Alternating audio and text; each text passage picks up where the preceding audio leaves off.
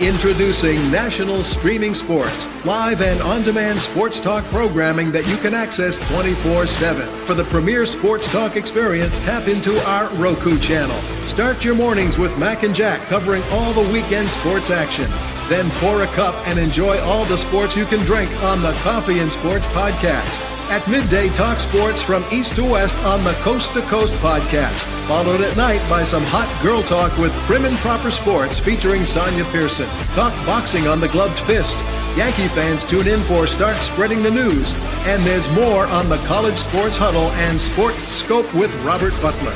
There are 20 podcasts in all and 70 weekly shows giving us a 3.4-star viewer rating. To find us on Roku TV, search for National Streaming Sports on the Roku search bar. Click on the logo and you're in. National Streaming Sports, live and on-demand sports talk for America.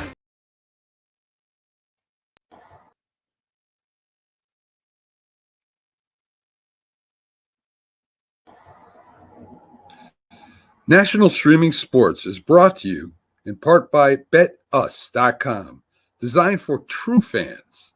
NFL odds, Week 1 and futures, college football odds, including Heisman Trophy favorites and playoff odds, NBA odds of division winners and playoffs, Major League Baseball playoff and World Series odds, the National Hockey League Conference playoffs and Stanley Cup odds, and boxing wagers. Betting opportunities include versus the spreads and outright winners, also during the game. Use our link on our website, nessp.info,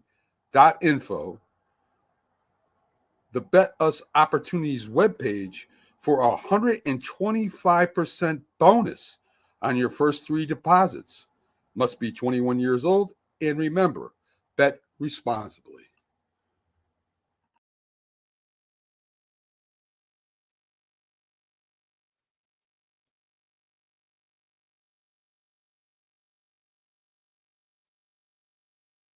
East Streaming Sports.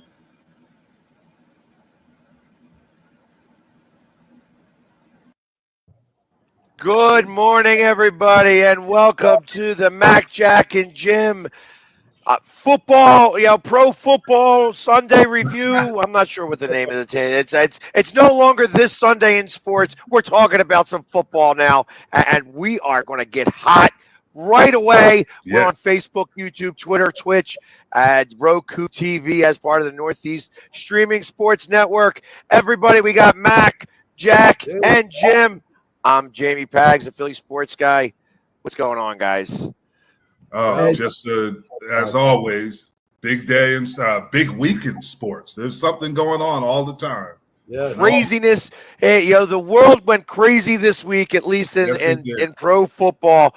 Let's start off right away because I've got we mentioned it real quickly off the air, and I actually have stuff to say about this one. Let's start with the practice heard around the world. The 2 Super Bowl teams got together and had a week-long practice, and Aaron Donald decided that he wanted to play bop it, instead of football, and started going crazy with a helmet. And I'm going to start off right here with Jim.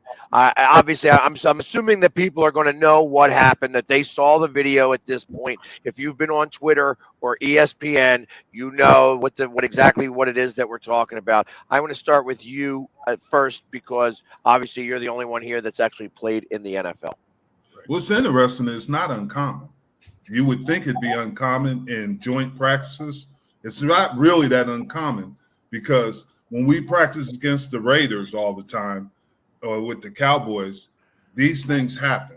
Things happen all the time. Guys are, there's a bunch of alpha dogs out there, and that's just the way they are. But you also got to be smart. I mean, you could take somebody's career. You hit them in the face. If their helmet's off, you're supposed to stop. And you hit somebody in the face, or that's just the reality of it. We love to put in there. Are you going to put everybody in little pillow puff things like they do now? I mean, that's you could not you could not wear helmets at all. This has been talked about before, Yes. right? Just don't put your helmet on and go from there. That's all. But somebody will hit somebody and say, "Well, look at that. He doesn't have a helmet on and he's hitting them like that." That's what's going on. Guys, I've joked in past shows, just it's played out. What's worse, getting hit crossing the middle or being on the bottom of the pile? What about this one? Aaron Donald swinging his helmet at you, a Dominic Sue stomping on your hand. Which is worse? Dominic Sue, did he get suspended even for game for stomping on? Yes, he did. Yeah, he did. Yes, he did. What he's doing is, could be potentially more dangerous. That swinging a helmet is more dramatic. I agree. It is a criminal offense. But I'm just telling you, this is not the first time it's been done. Just like Pags has said, just like Keith, we have so much technology. People snuck in there. Somebody took a video of it. If they didn't take a video of it, it's just hearsay. The NFL has no jurisdiction over that. This team has to. And they might they're going to give him something. Say, hey, but this guy is probably going to be in the Hall of Fame 5 years after he finishes playing. They know he's an edge player. Rick brings up a great point, right? He disagrees with Jack, quarterback coming at him, so it's okay to swing a helmet. Come on, man. No, it's not. No, it's not okay to swing the helmet, but I'm saying when someone is coming right at you at that moment, you have a split second to react. He was swinging the helmet when he was actually backing up, like get off me, and he was swinging it hard to send a message. But I'm.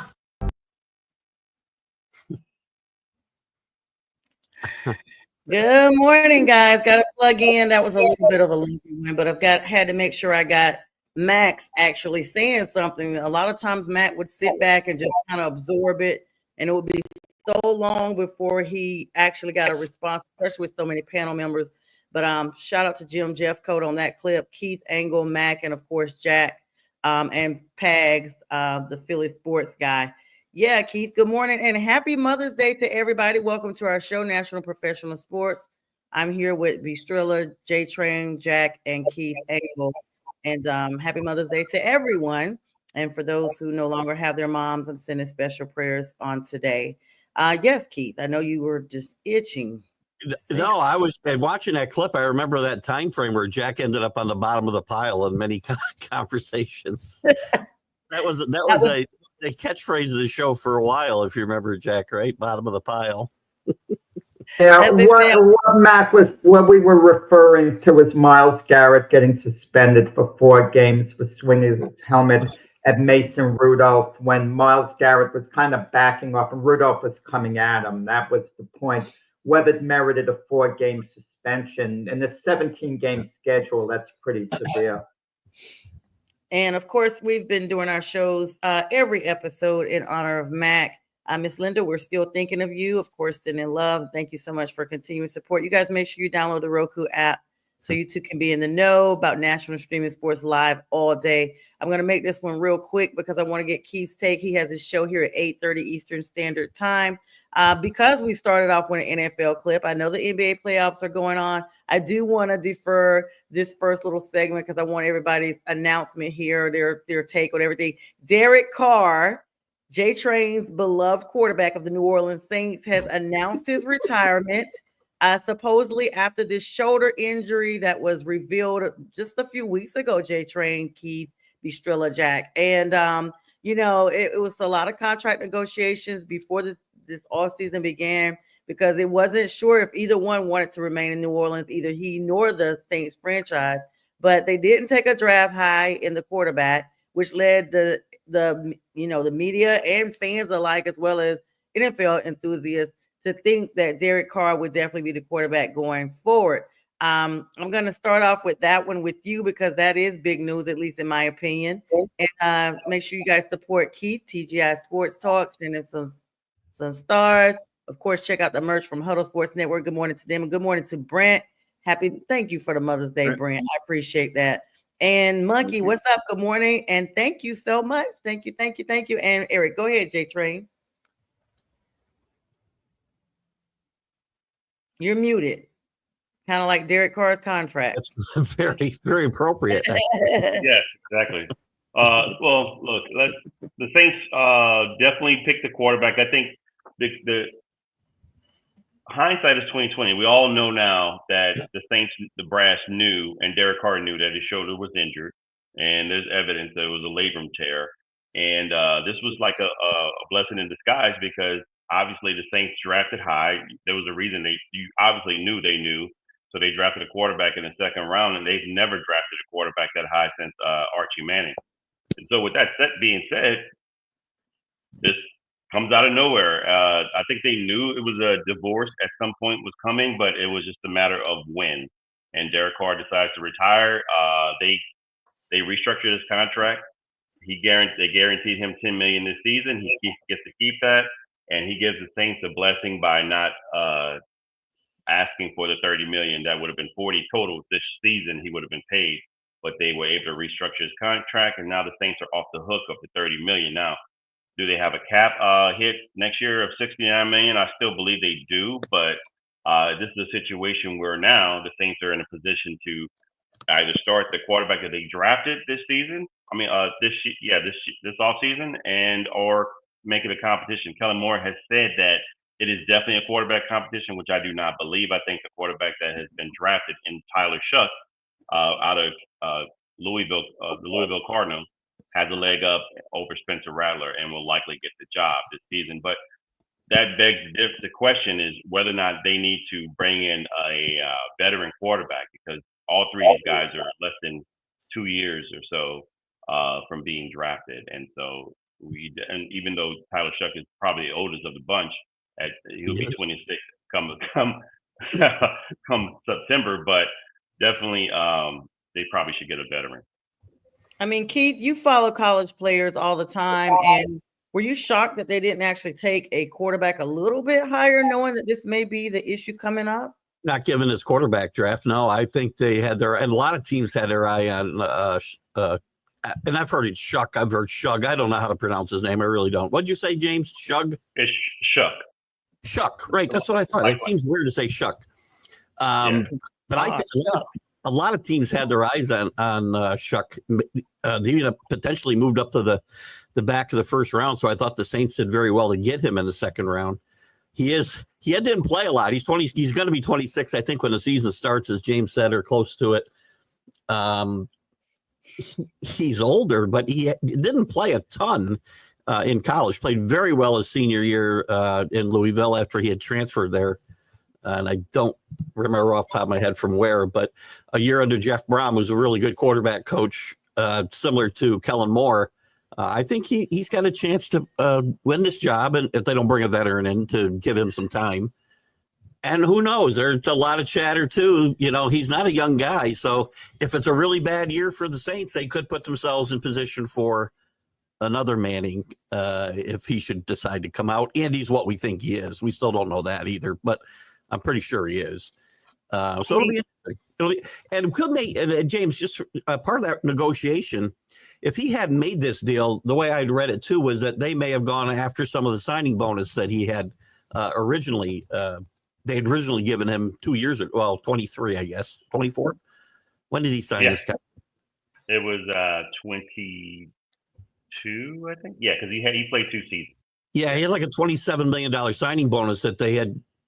I had heard they were going to try to get some of that back before this deal was made. So it was probably in both teams' interests here, or both parties' interests to do this. Right. It was amicable. Yeah. And listen, as far as Derek Carr goes, we talked a little bit about it before. Derek Carr was a nice NFL quarterback, had a nice career, but, you know, that's all it was. I mean, if you look at it from the stats point, I mean, 43,000 yards, over 219 touchdowns, 112 interceptions. But he's the only quarterback with that stat line to never win a playoff game. So I was going to say, we're all tied with him in playoff wins. This whole panel is tied with him in playoff wins. So wow, not the whole panel. Derek Carr was kind of in the middle. He was too good to be a backup, but not really truly good enough to be an NFL caliber starter. Keith mentions a good point with Arch Manning. if the Saints are as bad as at least I think they're going to be, and I think they might be the worst team in football this upcoming season, meaning they pick number one in the draft. Nah, they'll be 31. I think 32 will be the Jets. It becomes a great storyline with Arch Manning, because if Arch Manning might play 2 more years at Texas, he might love it there. You know, he's going to start next year. But if he has an opportunity to go to the New Orleans Saints, where his grandfather was a Saint legend, where he grew up, having a chance to re-energize the franchise of his hometown, that is going to be a heck of a storyline that's going to develop. And I think he would come out in the draft. Wouldn't stay 2 more years at Texas if he had a chance to go to New Orleans. I mean, it's such a media hype. Because this guy, Quentin Ewers, went in the 7th round, and he didn't beat out Quentin Ewers. So my point is, let's let the kid play first before we start hype, just because he has the last name Manning. I don't know what he plays like. He is the son of the receiver of the bunch. He's not the son of a quarterback. So let's just see how he plays first and see how he does. I'd like to see him be successful, but we don't know at all. He didn't beat that guy out yet. And Quentin Ewers too. His dad was the best athlete of all 3 of those guys too, and he got hurt in college. That's the only reason he didn't play. So, but I'm saying he didn't play quarterback. He was a receiver. He was a receiver, yeah. He hurt his neck and couldn't go any further. Yeah. And real quick, Miss Linda says good morning, and she says, please extend happy Mother's Day wishes to all of your families. And thank you, Miss Linda, for my Mother's Day wish as well. And I hope you have a great Mother's Day yourself. And thanks for always supporting us. I mean, BStrilla, everybody's talking about, basically the ranking that Derek Carr had. A labrum tear is pretty serious. I've personally had one. I can't imagine being a professional athlete and having that type of surgery and rehab. It's extensive, and people that personally know even after having that surgery in 2021, I still have problems with my shoulders if the weather gets too cold. You guys know how it is with arthritis. It doesn't matter how old you are. You have a surgery, you're not being cut on.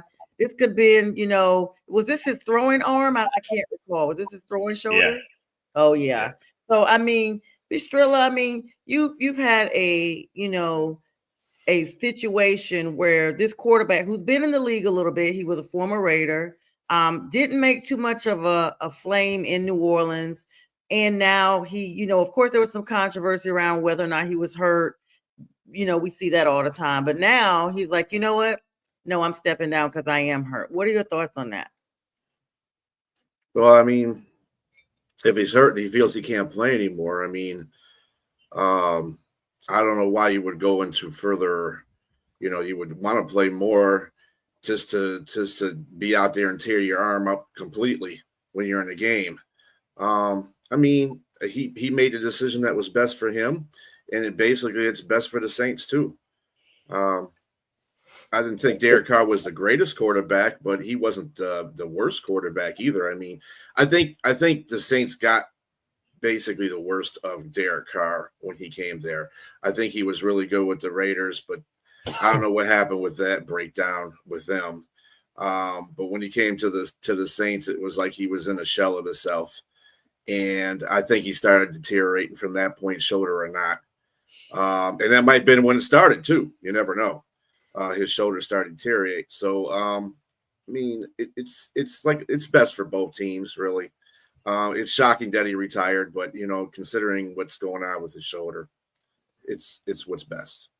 Yeah. So some people are saying, I'm sorry, go ahead, Keith. Just real quick, Saints got to figure out that they've been in salary cap hell for about 5 years, it feels like, and they got to figure this out. Maybe this is the start of that. So, yeah, and someone posed a question too. I know it's kind of laughable, but it's still not really laughable. Do the Saints now kind of look at Aaron Rodgers? He's still dangling out there. I say no. Can't afford him with the salary. Aaron Rodgers would not want to go to the Saints. Why would he want to go there? The Saints are going nowhere. Come on, the Jack. Saints are going to win maybe 3 games this season. They're going to be like 3-14. Why would he want to go there? I'm so glad he's. I know, because he was so successful in New York, right? Wow. I don't think Kellen Moore wants anything. I don't think they're still polishing their championship ring. Kellen Moore wouldn't want him any more than the Rodgers wants the Saints. So I can. Yeah. So, all right. So we spent some time on that, guys. Thank you so much for all your input on that. Let's move on to the big news, Jack's favorite news. Keith, while I got you here, of course, you're going to be my pinpoint person on this. The Knicks Celtics games, a pivotal game 3. And of course, the Celtics do what they need to do to stay in this game. Everybody was really worried about that, knowing that game 3 was the game they had to win. They went ahead and got it 115-93 victory. That's going to basically now move the series to 2-1 and definitely showcase Jason Tatum kind of looking like the leader we thought he was. Well, look, we already saw the worst of the Celtics. They weren't going to play any worse. They didn't really change their game plan. They just made their 3-pointers, right? They shot 40. I think 50%. They shot 50%, right? 20 for 40. That's a difference in the game. And then Knicks were 5 for 25. Jalen Brunson's got to show up. He hasn't shown up he didn't show up the last 2 games, really, when you think about it. Even in that second comeback, he played well at the end of the game, but he did not play that well. It's a pivotal game. I don't think it's a killer for the Knicks. I mean, it breaks their momentum a little bit and obviously gets the Celtics out of those doldrums. I think this game Monday night is the pivotal game. I think the Knicks have to win this game. Or the Celtics are back in control of this series, and it's quick. That's how quick things can change, right? It's not baseball, but there's an old saying in baseball, Jack will remember that momentum is only as good as tomorrow's starting pitcher, right? And it's kind of that way in basketball. Momentum can change on the drop of a dime, and the Knicks are in trouble. They just got to play better. They got to shoot better. They haven't shot great this entire series, and the defense was what got them out of this. The defense and the Celtics' poor shooting is what got them out of those holes in game 1 and 2. And just get back to playing. I think yesterday, I was a little surprised he didn't do it in game 2. I was afraid he would, that Tibbs was going to pull some of the starters and start saving some time on those legs. And he did a little bit of it yesterday, not a lot, but you saw some guys play off the bench that normally wouldn't have late. He knew this game was gone in the fourth quarter. And I look for Monday night. It's a pivotal game. You either going to get the Knicks at their best, or Celtics will be back in control of this series, I think. Keith, what we're going to hear if the Celtics win game 4 is, the Celtics regained home court advantage. Like, that's the big thing. Never mind that the visiting team would have won all 4 games, but that's what we're going to have to endure here. And, it's inevitable what was going to happen. The Celtics shot so terribly in games 1 and 2. Had they just shot an iota better than what they did, they would have won at least one of those 2 games. And it couldn't get any worse for the Celtics than it was in games 1 and 2. And could you imagine if you were a fan yesterday and you paid all that money for a ticket? You paid like $700-800 to sit in the last row, and it was a clunker, for the Garden crowd. You'd have been better off outside. There was like 10,000 people outside of the Garden yesterday. You've been better off out there for free. But listen, going back to the Celtics real quick too. This is not a strategy to win the NBA championship, throwing up 40 and 53 pointers a game. And when that isn't working, don't have a plan B. They didn't have a plan B for game 1 or 2, and they didn't have one in game 3 because they didn't need it. But you're going to need it somewhere else. And their coach is just like Tibbs outcoached them in two of these 3 games. And yesterday was just one of those games. Knicks have not played well at home in these playoffs, or even what you would like to see in the regular season. Let me just say something. The Knicks are ahead 2-1, but you get the feeling they're chasing the Celtics. If all of you were given a choice, if you were the Knicks and you were told now it comes down to 1 game, a 7th game, would you accept it, or would you want to stay where you are up 2-1? I would take the 7th game at this point, because if the Knicks lose today, they're probably falling down 3-2 at Boston. And even if they win a game 6 back in New York, it's a struggle. I would agree with you. I mean, I'll sign up for game 7 right now. I would have signed up for game 7 before the series, so I'm not going to change that now. But again, that's why I think this is a pivotal game. They may not get to a game 7 without a win on Monday night. So it'll be fun. It's just fun. It's fun. We're not a perfect team. They're not. You have to also look at the Porzingis is an added factor, and he was 0 for 5. 0 for 3. Yeah. But he had 5 points off the bench. But his defensive presence, 3 blocks. I mean, so that made a big difference as well. Yeah. So it's almost. Yeah, Pritchard. I want the Knicks to win, but I just don't see it happen. Just Pritchard, when you see Pritchard, they collectively got better at 50% on their 3-point shooting. Yeah, Pritchard came in off the bench too. That was another thing. But yeah, the big change in that whole situation is 20 for 40 on field goals. 50% compared to 25% in the last 2 games. Come on. That's the win right there. And New York can't do anything to stop it. So no. Yeah, that's what I was going to say. I mean, we've seen a big difference in this playoff. I think that this win actually, there's an echo. I'm sorry, guys. I think that with this win, this definitely changes the trajectory of the playoff series going forward. I mean, this was a pivotal win and stay in, and they proved it. I guess there's a reason why they call it the Garden, because everybody was outside. Let's switch over to the Western. Let me get Keith's take on that before he hops off of here. Western Conference, of course, the T-Wolves continue to impress. 102-97 victory over the Warriors, y'all, in Game 3. This now gives the T-Wolves a 2-1 lead in a series. Now this is looking like a significant advantage against a formidable opponent, in my opinion. Anthony Edwards, of course, standard performance, particularly in the second half, where he scored 28 of his high 36 points. His ability to take over the game in crucial moments during these highlights that they've been playing all weekend long shows basically how he could be a premier player in the league. We really saw him stand up.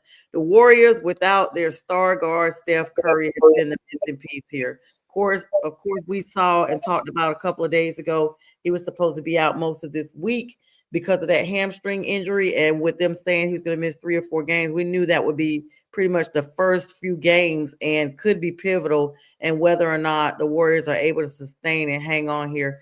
Keith, I mean, Draymond Green fouled out, of course, again, per usual in the fourth quarter. And then, of course, with the absence of Steph Curry being such a standard in this offense, are the Warriors able to hang on, or do you see a big defeat coming? It's going to be hard. It looks like Steph definitely isn't playing Game 4, and then to reevaluate him maybe Wednesday. But I read an article today. He'd have 12 days off if they got to Game 7, and he'd be in pretty good shape. And I'm like, they're not getting to Game 7 if he can't play.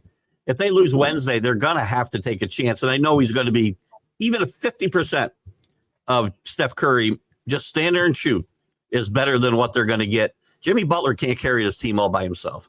And the guys we talked about last week when Steph first got hurt have not stepped up. Buddy Hield has not played well. I can't even say the guy's name. Started, I think, in place. Yeah, he shoots 1 for 10 yesterday, I think. I mean, they cannot win this without Steph, and I don't know if they're going to lose the next 2 games, I'm afraid, if he doesn't play. That's rough. And, of course, Julius Randle of the Timberwolves definitely stood 10 toes. We saw him really dominant as well. So everybody's pretty much having a heyday at the Warriors' expense. Nick's going to use Julius yesterday. Well, on top of that, but you got to remember something. Golden State had a 5-point lead going into the fourth quarter. Yep. So it's not they just, the players from Timberwolves just stepped up, and everybody else, like you said, Draymond Green went out with foul trouble, and and can't carry the team. One player just can't carry that team. Steph can come back and do it, but nobody else on the team's going to step up. Yeah, that's never know. You said Jimmy Butler couldn't carry the team, but he did it at Miami. He has a history of sometimes stepping up in these big spots. So for that reason, I wouldn't, count Golden State out. But the reason Minnesota's up 2-1, let's be honest, because Steph Curry's out. A healthy Steph Curry, I think we'd be looking at Golden State up 2-1 instead of down 2-1. I definitely wasn't knocking Jimmy Butler. He didn't play a bad game yesterday, and I just don't think he can carry this particular team. I know he did it with Miami with similar talent or lack of thereof around him, but this feels like this is a different Jimmy Butler too. He's now 4 or 5 years older than that Jimmy Butler took him to the finals out of the 8th seed. So they need Steph. You definitely need them. Yeah, Keith, thanks for joining us. Know you about to hop off here. Check him out, guys. Have a great Sunday. Happy birthday to your wife, Keith, and happy Mother's Day to her as well, and all your female family members. Same to all of you. Bye-bye, or all of your special others. Bye-bye. Yeah. Thank you. Later. Bye-bye. All right, guys. Keith Engle, of course, TGI Sports Talk, always joining us here. You guys hop off and support him. He's at 8:30 Sunday morning stream of consciousness. I mean, guys, now we got the other two teams that are about to come up. And I'm gonna be honest with y'all. I'm biased with the Warriors because I'm a Steph Curry fan. Steph's out. I'm not really watching that much. Same with the Celtics. I'm a Jason Tatum fan. Like, I have these Carolina ties. So I like players on the team. But now that the Celtics have made a push, I'll pay attention. The Warriors, not so much. Then we got to look at the Cavaliers game, guys. We got to look at the Cavs, what they've been doing, what they've not been doing. Just who you think would probably pull that series out, because we're now past the first couple of games. You know, I think even though he didn't play that great a game, Darius Garland, him coming back helps the Cavaliers a lot. Mobley, Jared Allen stepped up last game. They hit the boards. Donovan Mitchell, you know, is going to remain focused. We talk about a pivotal game. This is it, game 4. The Caps are down 2-1. The Caps win this game. They go home 2-2. You know, I like the position that they're in. You know, if it comes down to the next 2 out of 3. So Indiana, I was real confident after the first 2 games. I think they didn't expect this effort from the Caps. And I'll be honest, I wasn't optimistic about the Caps coming back when they were down 2-0 because they blew 2 big leads at home. And even though the Celtics did the same thing, you knew it was because the Celtics shot poorly percentage-wise. And that wasn't the case, so much the case with Cleveland. There were just so many miscues, and the bench seemed deflated. But they're re-energized now for game 4. It's going to be a heck of a game today. But Jack, I got a question for you. Who do you think is more pivotal for? Do you think it's more pivotal for the Cavs or for the Pacers? Well, you'd have to say the Cavs. The expectations are so much higher for the Cavs. They won 64 games. If Indiana loses the series, yeah, they're disappointed. But they didn't have the type of regular season the Cavs had. Just think of it if you're a Cavs fan or you're a Pacer fan. If your team gets eliminated and you're a Cavs fan, you know the feeling with the Lions. The expectations are higher based on the regular season. And if the Cavs can't get it done this year, when are they ever going to get it done? When are they ever going to win a championship with Donovan Mitchell? I mean, they got the pieces, you know, they got the surrounding players for Donovan Mitchell. There's not that much room for improvement. And to lose to the Indiana Pacers, it's one thing you lose to the Boston Celtics in the Eastern Conference Finals. You could live with that if it's a tough series, you're disappointed. But to lose to the Indiana Pacers before you get to the Eastern Conference Finals, I mean, that's a tough one to stomach. So I think it's more important for the Cavs to get it done. You agree, J Train? No, I think it's probably more pivotal for Indiana to win today, because if they go back into Cleveland, although they've won the first 2 games, I think, like Jack, I will agree with Jack that Cleveland has found their footing. So now you want to put your foot on their throat to where, like, okay, we know we might go back to Cleveland and lose that one, but it'll be better in our favor, because if we don't win today, I think Cleveland has gained their momentum. Will get their momentum back, and they have their players back. And Donovan Mitchell is averaging like 40 plus. I don't see him stopping that anymore, because it doesn't look like they can stop him. So, I mean, they're allowing him to score, and then you get Evan Mobley averaging 18.5 in this series. So it's just, and with their defense, Halliburton seems to be the only guy that can really like keep them going. You know, I like Miles Turner. I think he's a little streaky. He's big, that can play on the inside and the outside. But I like Cleveland. If Cleveland wins today, they're going to close it out 4-2, I think. Yeah, I think so too. And it seems like that series went real fast. Jack, you had a follow-up? J Train, I don't understand his logic here. Okay. He feels that if Cleveland wins today, they're going to then win the next 2 games in 4-2. That's fine to have that opinion. But if the Pacers win today and go up 3-1, Jay Crane thinks the Pacers are winning in 6 games, meaning he thinks the Cavaliers will now win back at home. It'll be 3-2, and then the Pacers will close them out in 6 games. So I don't know, you're inside everyone's head, the mindset. I mean, you're playing chess here or something, analyzing it. I don't get it. I just think that the momentum again it will shift. It will shift towards Cleveland if they win in Indiana 2 games, just like they won there. They were able to weather the storm. Cleveland, they lost 2 games at home, and they came here and won that first game.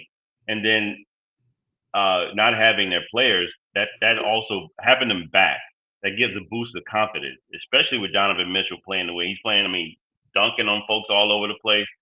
I just really like Cleveland. If they win today, if Indiana doesn't win today, showing that they can bounce back from that loss, they're in trouble. They're in trouble. You agree? I agree with James on that one, because I think that this is a here and now, Jack. This is not what Cavaliers are supposed to be doing. The difference between this series and Boston is Boston knows all they got to do is shoot, and they can win the series. That's the difference with this. Cleveland looks like, if we don't win this particular game or we don't do this, we're going to get put out in this round. They're playing for their life in this playoffs. Whereas Boston is just like Jaylen Brown said, 4 games in a row, you got to beat us 4 times to beat us. So that's where Boston's confidence is coming from. I don't see the confidence in the Cavaliers. That's why I think this game 4 will be a pivotal one. And for Indiana, you got to think from the Pacers perspective as well. And I think it's right on what James is saying. If Indiana wins this game, it could go to 6. And if Cavaliers win this game, I think they've kind of just taken out the momentum from the Pacers. Yeah, I think momentum is more important during the actual game itself, where a team goes on a run and they have momentum during the game and they score X amount of points in a row. But we don't know the mindset of some of these teams, how much resolve the players have. Look at the Denver Nuggets. They won 1 championship, but they have a championship pedigree, and they have the best play in the game in Jokic. They get routed by OKC. They lose really bad. What was it? 143 to 106. 149 to 106. Okay, 140. That's even worse. But they come back in game 3 and they manage to find a way to win. But wouldn't you think OKC would have this great momentum, the way they stomped Denver in game 2, but it didn't carry over because Denver had a certain resolve for game 3. But there's a difference here. Halliburton and his team has never won a championship. So, I mean, I think there's a little bit more resolve that this team that's weathered storms and has won a championship with Denver. So they know what it's like to okay, we got blasted. We don't know mentally what Indiana's going to be like if Cleveland comes in and blows them out tonight or just wins this game. We don't know how it's going to affect Indiana. I think negatively, because I just think they're not ready yet. And I think I love your example, but I just think that it's because that they were weathered and seasoned in Denver. Denver is a much better team, I think, to prepare for in the playoffs. I like what happened early in the playoffs at Golden State going to Houston for game 7. They've been there before. They were real confident going into that game, and it played out that way. Mm-hmm. Yeah, I like how you guys have segued into the next segment of the Western Conference. The Denver Nuggets is who we're talking about versus OKC. Now the Nuggets have a 2-1 series. This series has kind of gone back and forth. However, I will say this.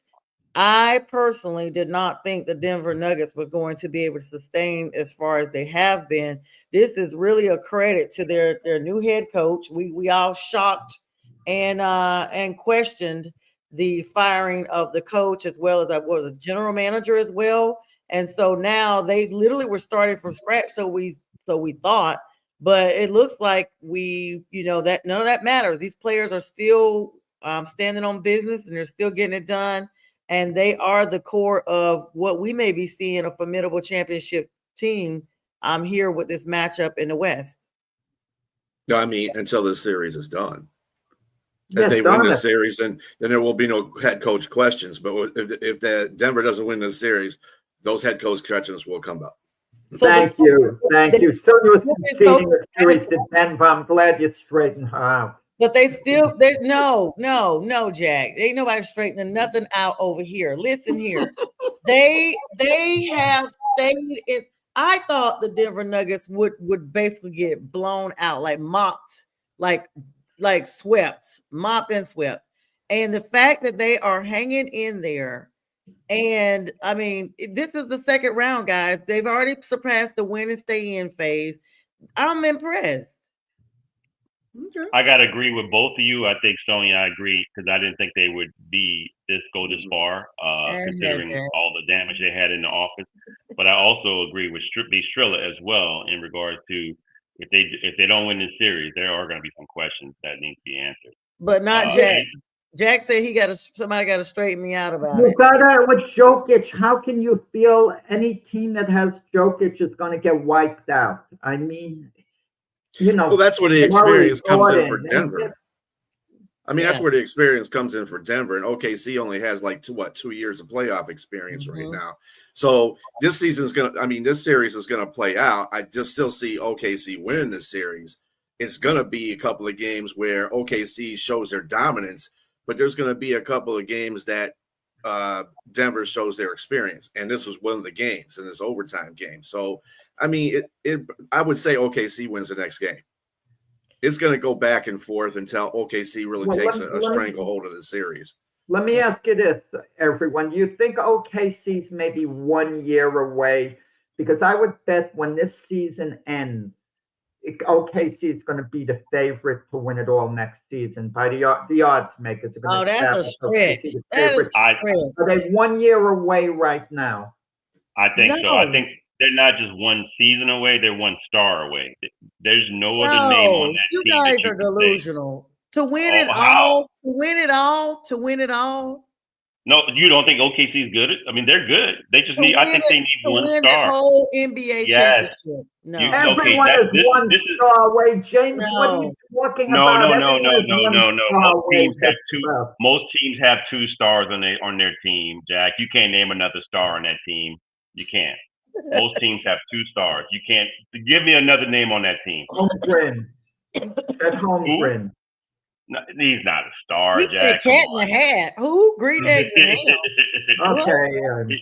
He's a good player, but he's not a star. I mean, if they get another guy, a marquee name that can go along with him, I mean, then I think I kind of disagree with that, James. The reason why I can disagree with that is because they blow teams out. They've been doing that all season. I mean, they've been killing teams with 1 star, Shea Butter.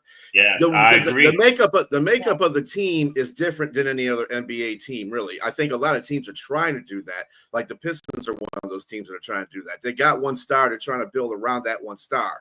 And that's what I think OKC has achieved. They're number 1 just about in every NBA category you can possibly have. So, no, I don't think they need an extra star. I think this is their year to get into the championship. I think this is their year for the championship.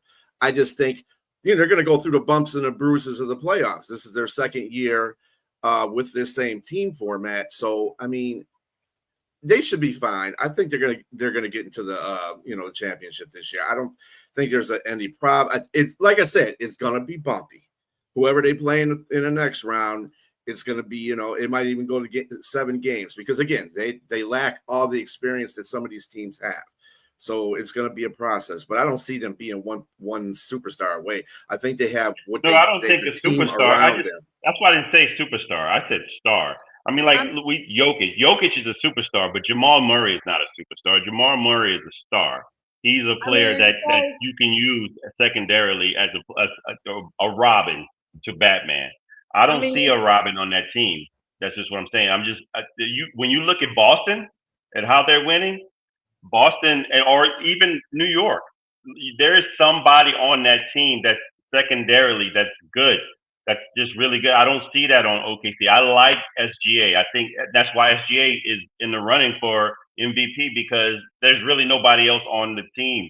I think like Jack said, the guy Holmgren is good.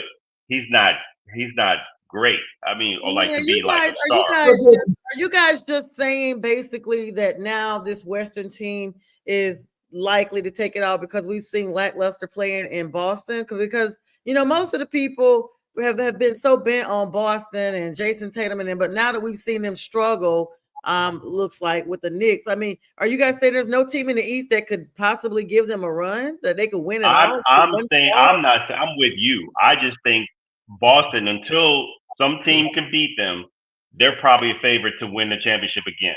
I don't see SG. I don't see OKC. Like BStrilla, I can see them coming out of the West to the championship, but getting over the hump, that's a whole nother story. Okay, and that's another story. And like you said they need a superstar, but Shea didn't have a really good game in the last. I didn't say superstar. I said star. Well, star, whatever. Stars can come out, can develop during the playoffs. I get money. Too. I'm a star. Okay. Star.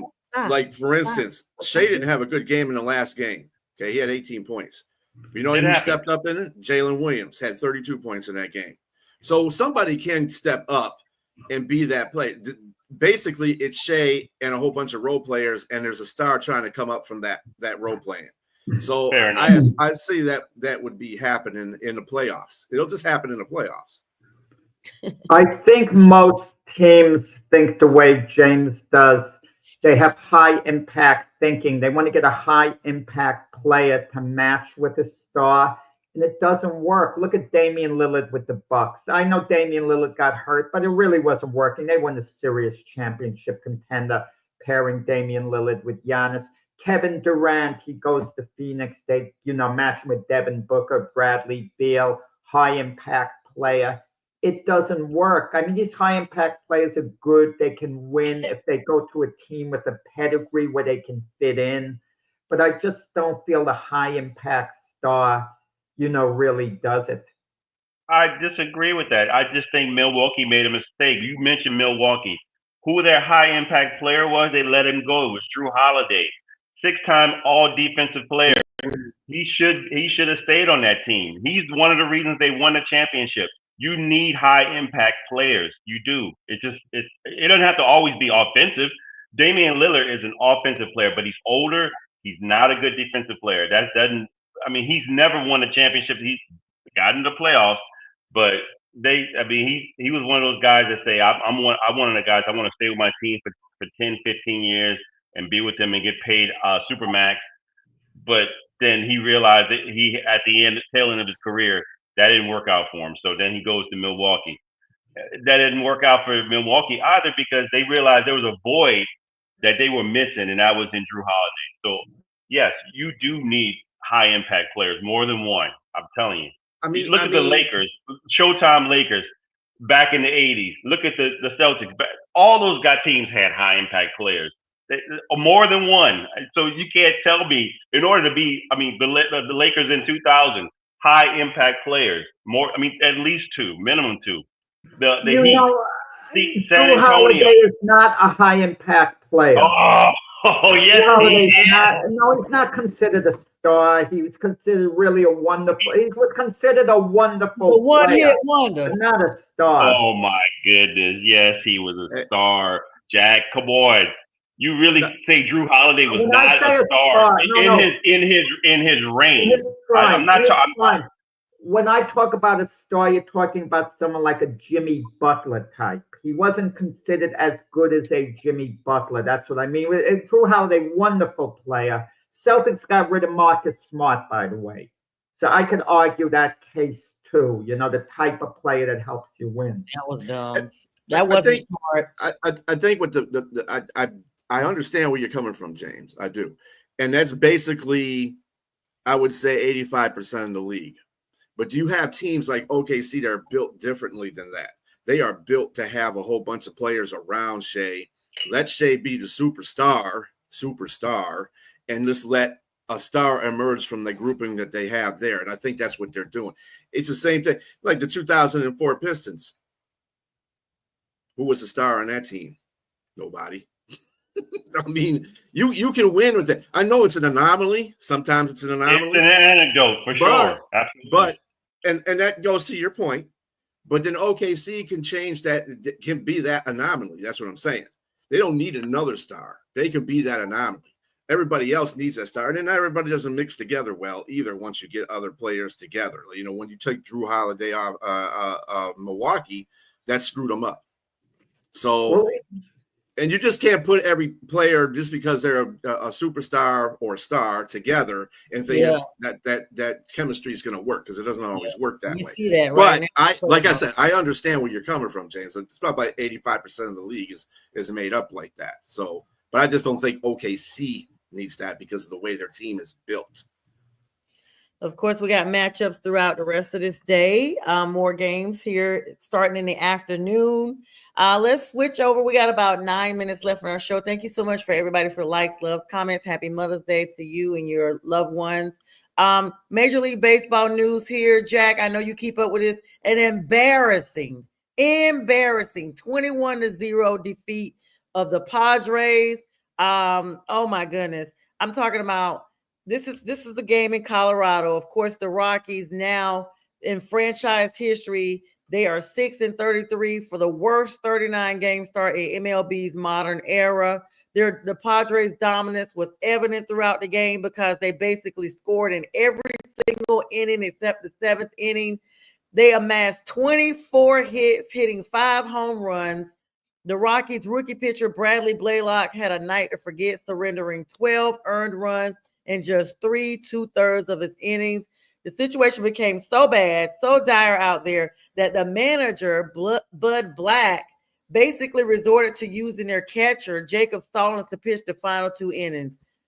What an anemic performance by this team. I mean, 21-0 is like killed for real. Like, they're over. They're done. Yeah, I mean, baseball's a little different. You can lose 21-0 one game, come back the next. And the Rockies are just plain bad. We knew they were going to be bad. Bud Black's been around baseball forever, it seems. And do they really can Colorado? Is there like any outrage over how their team's doing? I mean, you get a certain pushback in certain other cities when their team is really, really bad. But certain cities are different. We've seen that in Oakland, why they moved and they're playing their games in Sacramento right now. In Colorado, are they happy to just have a franchise? You know, a few weeks ago, I went to a game in Miami to see the Miami Marlins play the Arizona Diamondbacks. They had only a little over 7,000 people. The atmosphere was so darn dull, you know, in Miami compared to New York. And is that the game you just went to like a couple of weeks ago? Yeah, and I'm going to be going to Yankee. This is where he requested to get out of the chat because he was at the game and said he was going to follow up with us later. He's watching the Marlins game. Oh, okay.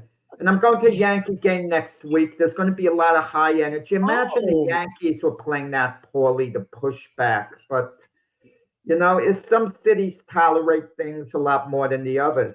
Yeah, Colorado is bad. By the way, I picked Brazilla. I had picked in the beginning of the year, and I was put down by some other people about this.